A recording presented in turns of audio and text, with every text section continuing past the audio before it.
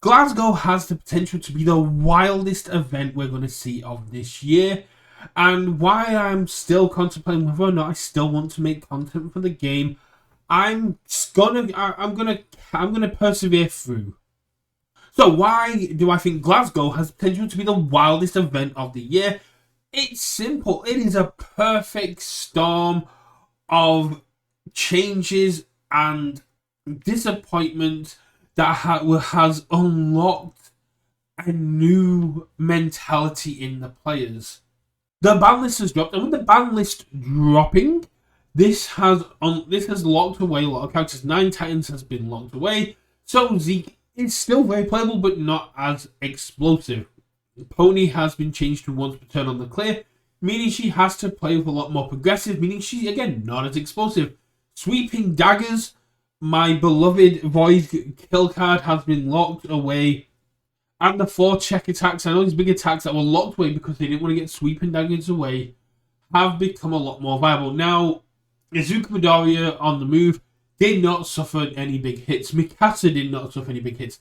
So if you want to play competitively, then those will be the honourable mentions. I know Tam Cardwell just won $500 with Mikasa and has made it very publicly clear that he is planning on playing Mikasa at Glasgow. Whether that changes because I keep talking about it is a separate matter. So there's your honourable mentions.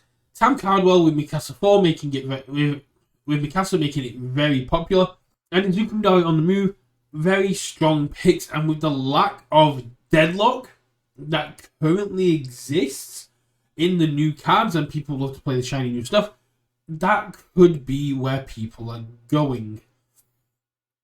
That's if you're competitive, of course. I expect our American friends coming over will be playing a bit more competitively, whereas the UK mentality is kind of shifted. I didn't go to Spain. I don't know too much about the Spanish meta, but I do know that they had so much fun playing with us. They're travelling to Glasgow to play with us more. They want to experience that competitive level again. So they could be coming in full force with their Godzillas and Izuku Midoriyas. So yes, let's begin now. Let's do it as a top 5 list, in no particular order apart from the last one, which I think may be the most representative character there, out of Shocker. Mikasa and Izuku Midoriya, I'm going to keep harping on it. Godzilla, coming in with the 3rd slot, has to be Godzilla. Godzilla is still a menace. Godzilla didn't really get touched with the Titan Cliff drop.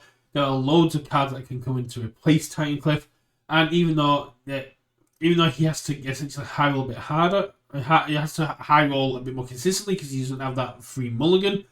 It doesn't really matter. If Godzilla high rolls, you just die. Godzilla does Godzilla things. The second to top spot, I think Ryu.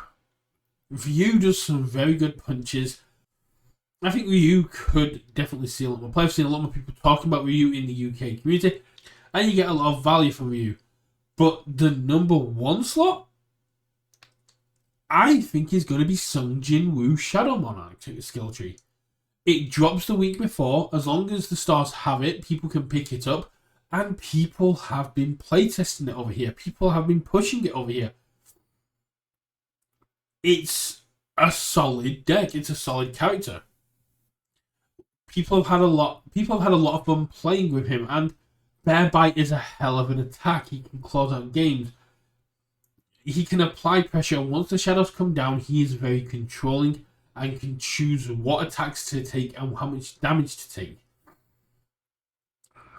There will be some variance in it, of course, with the foundations and additional attacks, but the amount of people that have been asking if Sun Jin Woo is legal, the amount of people who have been asking for it to go on the TTS table that the UK are currently using, that have been trying to proxy it and play with it, I think that's where it's going to go. And it's not because he's competitive, it's because he's fun. And yeah, I think that is what Glasgow is going to be. Apart from the people that still want to play competitively, apart from, say, our Spanish brothers, our American brothers, apart from, say, our Spanish players, our American players, the few people left in the UK that don't understand that we're not getting regionals next year, if that is still the case at this point, I'm recording this I'm recording this like a week before, so information could have changed. If it has, yay! If it hasn't, boo. But people are going to be going into Glasgow for fun. They're going to be going to have fun, play the game their way. If it wasn't for the fact that the majority of Fern and Dorian redemption posts from last time, not this time, got lost, like the majority of people I spoke to had theirs just completely disappear, I would be putting Fern in there as well. Miss Worldwide can fireball with the best, and she's incredibly fun to play with. With the kind of resources she gets to utilize. The big thing is, there's just not enough in the UK for me to viably say that people are going to be bringing it. She is an absolutely gorgeous character to play, so much fun, but we just don't have them. They went missing, and we're still trying to deal with Card.io to get it back. So, yeah. If you're coming to Glasgow, if you are playing there, let me know. Is this what you expect to see? Do you expect the meta to be dominated by Godzillas, Mikasas, Street Fighter characters, Izuku Midori in the move? And are you part of the Sun Jinwoo army? I wasn't planning on going to Glasgow. I wasn't planning to go to any events this year, if I'm not, in all honesty. But I've got my own reasons for that. Albuquerque was because of the summit, and then this year I just missed my friends, so I wanted to go to Glasgow, and people have helped me sort that out. But when Sun Jinwoo dropped, I was always planning on playing Sun Jinwoo. I was always planning on having fun, and it's just been really refreshing to see how many people are pushing into the Sun Jinwoo characters and going, yes, he's not only viable, he's playable, and I'm so excited to see what people pull out for this. And I think Glasgow is going to be the wildest meta we have of this year, because we don't care. And once you have nothing left to lose, you get to go all out. You get to play the wild, wacky, fun decks that nobody expects, nobody thought would be viable. If you want to play Lock, you play Lock. If you want to give any of the characters in League of Villains, Undaunted Rage, Jetburn, their final hurrah, go for it. The gloves are off, the rules are down. We're in a situation now where we can have the most fun and do whatever we want, because it doesn't matter. The points don't carry over for Star Championships. The regionals points, who cares? Is anyone actually thinking of going to Worlds if next year's organised play doesn't respect us as players? Yeah, it's going to be wild, because the apathy, the depression, the mood is so low. We need something to pick ourselves up as a community. And that's where I expect people to turn to their decks and go, this is a character I love.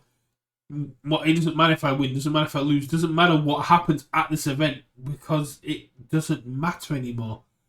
Some people may not even be playing the game after this. So get your pet deck, get your fun deck, get your casual deck, get any deck you have fun with and bring it to Glasgow, because that is where the fun is going to be, and that is where I think the wildness of the meta is going to be.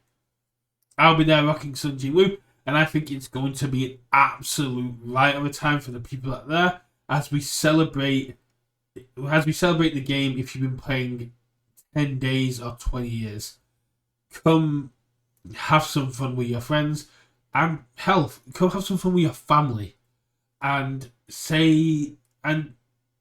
just play the game the way we want, because it's a game at the end of the day. Have fun. I'll see you there. Bye.